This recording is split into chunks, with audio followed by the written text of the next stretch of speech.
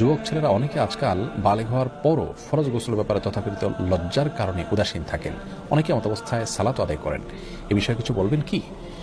কোনো প্রাপ্তবয়স্ক মানুষের যখন গোসল ফরজ হয় তখন সালাত আদায় করার প্রয়োজনে তার জন্য গোসল করাটা ফরজ, আল্লাহর পক্ষ থেকে নির্দেশিত বিষয়। সে ফরজ লঙ্ঘন করলে তিনি গুনাহগার হন, পাপিষ্ঠ হন। এর জন্য আল্লাহর কাছে তাকে শাস্তির মুখোমুখি হতে হবে।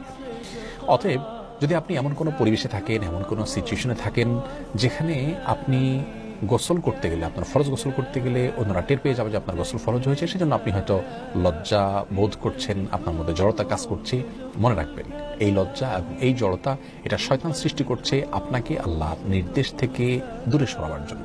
এই জড়তা এটা ঈমানের অঙ্গ নয়, এটা বরং কুফরির অঙ্গ। যে লজ্জার কারণে আপনি ভালো কাজ করতে পারেন না, যে লজ্জার কারণে আপনি আল্লাহর নির্দেশের পথে চলতে পারেন না, যে লজ্জার কারণে আপনি গুনাহ থেকে বেঁচে থাকতে পারেন না, সেই লজ্জা কুফরির অঙ্গ।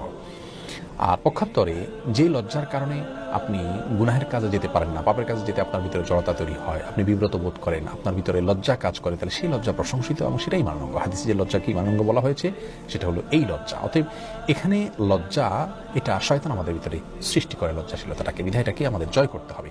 প্রকৃত সৎসাহসের বিষয় তো সেটি যে সাহস আমাদেরকে ভালো কাজে উদ্বুদ্ধ করবে, ভালো কাজে অগ্রসর করবে, এবং সেজন্য আমরা সাহসিকতা দেখাবো।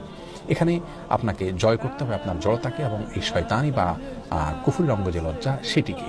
বিধায় আপনি কোথাও আছেন, সেখানে গোসল করলে অন্যরা জেনে যাবে, জানো সমস্যা কি? এখানে সাহস করে আপনি আল্লাহর বিধান পালন করা, এটাই হলো প্রকৃত সৎসাহস। আল্লাহ তাআলা আমাদেরকে তার নির্দেশের পথে চলার জন্য যে পরিমাণ ঈমানী শক্তি প্রয়োজন, যে পরিমাণ সৎসাহসের প্রয়োজন, সেই সৎসাহসিকতা প্রদর্শন করার তৌফিক দান করুন।